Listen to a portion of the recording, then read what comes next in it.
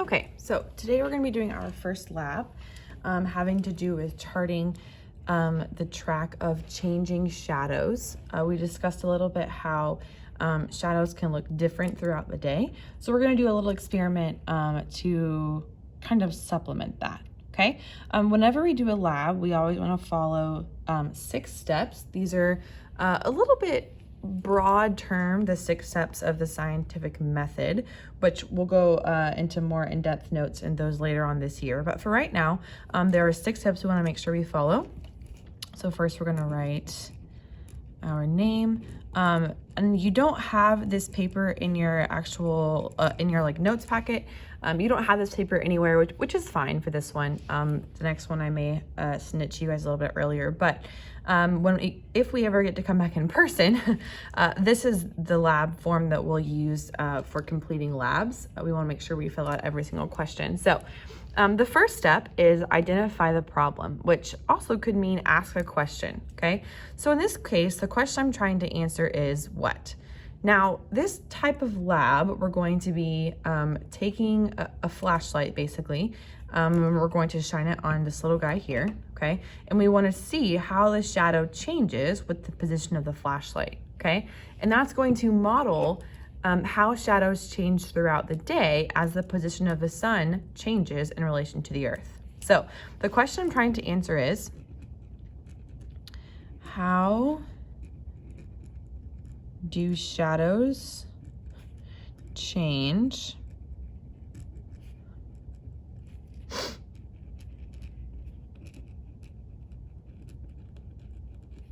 as the position of the sun changes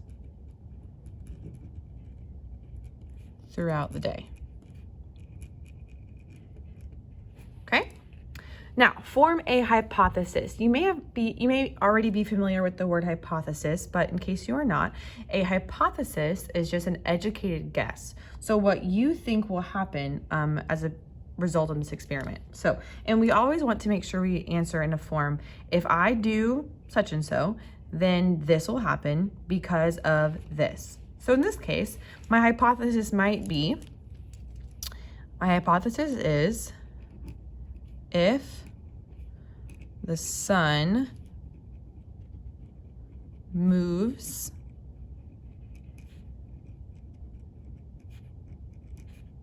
from east to west, which we know it does, then the shadows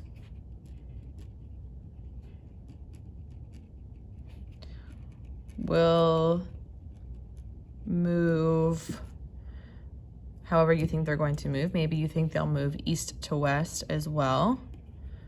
Then the shadows will move east to west because, why? Well, maybe you think they'll move east to west because the shadows will follow the sun. So if the sun moves back, or it moves from east to west, then the shadows will move east to west because shadows follow the sun. Okay, so that's my hypothesis. Identify variables. Variables just means anything that's going to change in the experiment. So here we have, what am I going to change or test in this experiment? As I experiment, I will be changing the position of the sun, which in this case is a flashlight. Okay, what I will keep the same is the man in the center, the little toy man that I showed you a minute ago. All right, so for our next step is to create a procedure. I went ahead and gave you the directions here because this is not an experiment that I'm having you create. I have actually created the experiment and you're going to perform it. So if you remember from our lab safety lesson, it's important to read all of the steps before you begin. So number 1 says, place the man on the center of the circle on the sun tracker sheet. So I have my supplies here. I have my man and my sun tracker sheet. The man will go and the center right here, okay? Step 2 says identify the cardinal directions, north, south, east, and west. Determine the location of the sun at 4 different times, 7:43 a.m., 11:43 a.m., 3:22 p.m., and 8:17 p.m. Step 4 says trace the shadow of the man at each time of day. Step 5, you're going to collect data. Now here is where you may have a graph or a chart of some sort where we're keeping results, but because we already are going to be filling out the shadow of the sun on this paper, this is going to be our data, okay? And again, you're not doing this per se. I'm going to do this for you with the materials that I have here.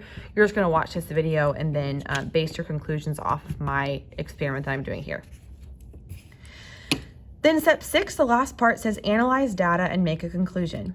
Based on the results of my experiment, I can say that, what? Okay, so once we've collected our data, we'll come back to this point and we'll assess kind of what we have based on the shadows that we've tracked here, and we'll make a conclusion based on that information. Okay, so I have my supplies set up here. I have my sun tracker sheet right here. It already went ahead and gave me the cardinal directions on here. I don't know if you can see that. We've got north, south, east, and west, and they're also marked here on the circle as well. Now I'm going to do step 1. It says to place the man at the center of the circle. That's what I'm going to do. Here's our little man. Hiker type. I don't really know what, Safari Man, I guess. Okay, we'll take Safari Joe. Sure, we'll name him that. And then it says step 2, identify the cardinal directions, north, south, east, and west. I already have those, like I said. Determine the location of the sun at 7:43 a.m., 11:43, 3:22, and 8:17 p.m.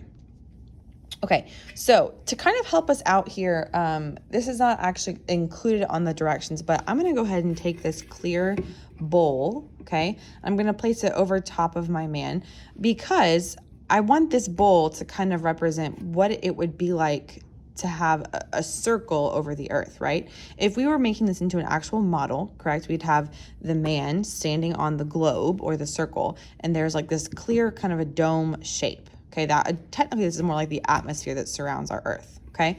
Now, what I'm gonna do is when I then go to place the sun, okay, my flashlight here, I'm gonna just kind of trace it along the outside path of this. It's not going to be a perfect circle, but my hope is that it will help you see that as the sun is kind of just traced along the path of the bowl, you should be able to see how the shadow changes, okay? So, my first shadow should be at 7:43 a.m., okay? So turn my flashlight on. All right, this would be the sun directly overhead. Well, if it's 7:43 a.m., that's pretty much first thing in the morning, and I know that at 7:43 a.m., the sun is going to be over on the east, okay? It rises in the east. So it's not directly on the horizon, because it's already risen a little bit, but it's gonna be something like about here, okay?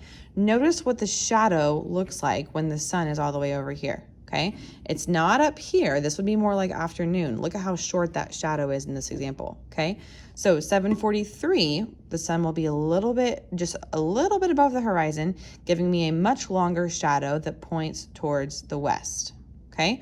So I'm going to kind of remove my bowl here. Let's see if I can hold these both at the same time, okay? And then I'm gonna trace my shadow that way, okay? I'll set this down while I fill this in.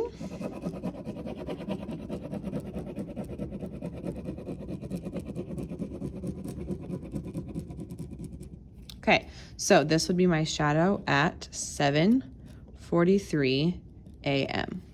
Okay, which makes sense. Oh, you can't really see that. I have to zoom in a little bit. Okay, which makes sense because the sun, like we said, would be all the way over here. Okay, now my sun's out here. You can't really tell. Okay, there we go. Sun. All right. Now the next time says 11:43 p.m. That's just before 12 o'clock p.m., which would be noon. And as we said in our notes, at noon, the sun is almost directly overhead, okay? Now, I also told you that it's in the, In the afternoon, it's going to, if it's going to point anywhere, the shadow will point a little bit north, okay? Which means, I'm gonna try and move this here. I'm just gonna take the sun / flashlight from being directly overhead to just a little bit this way, okay? So 11:43, it's almost noontime, but not quite, okay? And I'm gonna trace his shadow here. Okay, so there's his shadow. I'm gonna go ahead and fill it in. Looks like a weird sort of boogeyman almost. Okay, so, and this is at time 11:43 a.m. Okay, I put my man back at 3:22 p.m. Put my dome back for a second here. Okay, so I was at 7:43, right? Gave me that long shadow. Then I came up to about here at 11:43. Now we know that throughout the day the sun continues to move, okay? So we have about 3:22. Now, why am I not putting it all the way down here? Well, this is just before sunset, okay? 3:22 in the afternoon, that's like about when you get out of school normally. So we know that the sun is still up, it's just not gonna be directly overhead. It's headed this way, but it's not quite late enough for it to be all the way down at the horizon just yet. So we're gonna be about somewhere around here probably, right? So I was at 7:43, tracing, 11:43, 3:22, and then we're gonna come down here for the later evening. Okay, so 3:22, let me remove my dome here.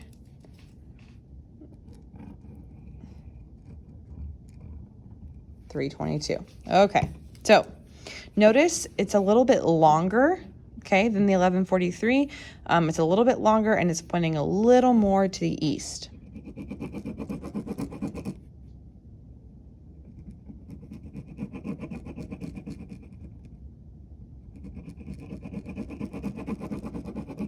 Okay, so this is 3:22 p.m. Now, the last time that I gave you on the sheet that that I would have given you had I printed it off, but the sheet that I read before is 8:22. Now, 8:22 p.m.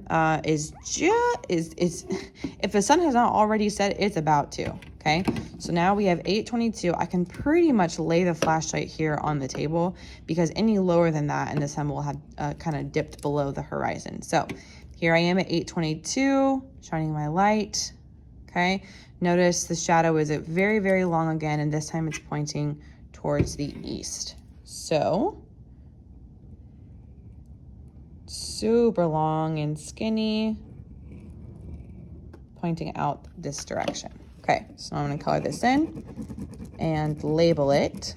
Okay, like I said, this is going to be basically our form of data that we've been recording. So I don't need to transfer it onto the other sheet, the scientific method sheet or the lab worksheet, because I already have my data here. So this is going to be 8:22 p.m. All right, now that I have my results, okay, now I can analyze the data and make some sort of conclusion. Okay, so based on what I can see, is there any kind of pattern with the shadows and how they change throughout the day? Okay, well, when the sun's over here, okay, in morning, the shadows are super long. In the evening, when the sun's over on this side, pointing at the man, the shadows are super long. But then during the afternoon, they get shorter again, right? Ooh, knocked over Safari Joe. Right, so here's the sun pointing down onto Safari Joe. His shadow is super short, but it is pointing a little more north. Then as the sun moves across the sky, ooh, my hand's in the way. As the sun moves across the sky, now it's pointing on the man, and the shadow is pointing east now because the sun is in the west, right? The orientation or direction of the shadow will always be opposite of whatever the sun is, okay? So it's pointing east, and the shadow is shorter. Then as it comes down here and gets really low, right before sunset, it's going to point directly east and be long again. So just one more time. Okay, so here's my sun over here. Poor Safari Joe. See, knocked over. Okay, here's my sun. It's very, very long, shorter, shorter. Now it's stretching out again, but the opposite side, east, and then way east right before sunset.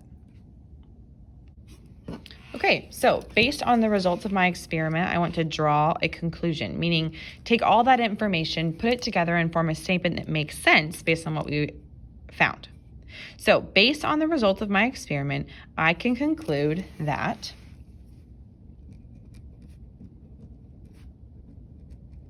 as the sun moves, oops, I'm gonna knock you guys over. As the sun moves from east to west, the shadows actually move from what? They don't move from east to west, that's the sun. If the sun's moving from east to west, then the shadows will do the opposite. They will move from west to east. The shadows move from west to east. Okay, so if you remember, my hypothesis was that the shadows will follow the sun, meaning they will also move from east to west. So in this case, my hypothesis was wrong. And based on my data, I've proven that my educated guess was not correct, but that this is actually correct. Okay, so as the sun moves from east to west, the shadows move from west to east. Also, shadows start long and stretched out in the morning.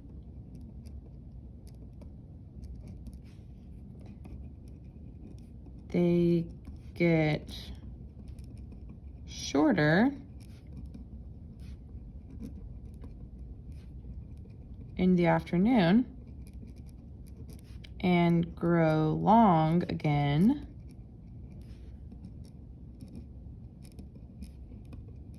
in the evening. Okay, so we could, oops, I can spell evening.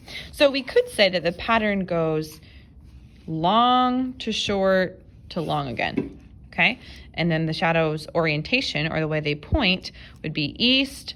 So it's long and east, short and a little bit east, short and a little bit west, and then long and a little bit west. No, that's the sun. The sun goes from east to west. So the shadows go from long in the west to short to long and east. Okay, so that would be our conclusion of the lab. Once you finish these videos, you're going to go ahead and answer some questions based on what we've already studied.